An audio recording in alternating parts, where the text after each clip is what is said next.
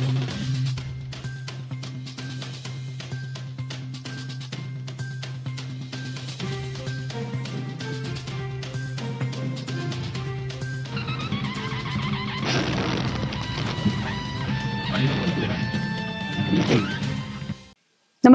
आपण पाहता हिरकणी न्यूज.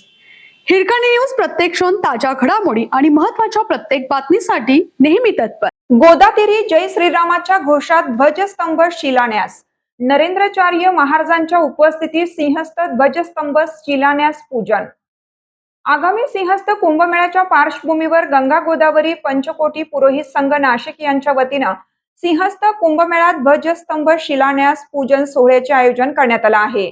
गुरुवारी दिनांक 11 जून रोजी सकाळी 9 वाजता हा धार्मिक सोहळा होणार असून जगद्गुरु श्रीमद रामानंदाचार्य नरेंद्राचार्यजी महाराज, जगद्गुरु रामानंदाचार्य दक्षिणपीठ नानिशधाम यांची प्रमुख उपस्थिती लाभणार आहे.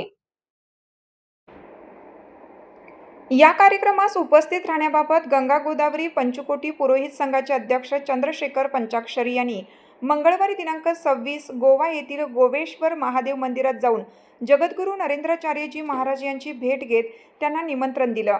यावेळी निमंत्रणाचा स्वीकार करत कार्यक्रमास उपस्थित राहणार असल्याचे सांगितले. सिंहस्थ कुंभमेळ्याच्या दृष्टीने हा ध्वजस्तंभ शिलान्यास सोहळा अत्यंत महत्त्वपूर्ण मानला जात असून धार्मिक परंपरा, वारसा, आध्यात्मिक आणि कुंभमेळ्याच्या तयारीचा शुभारंभ म्हणून या कार्यक्रमाकडे पाहिलं जात आहे.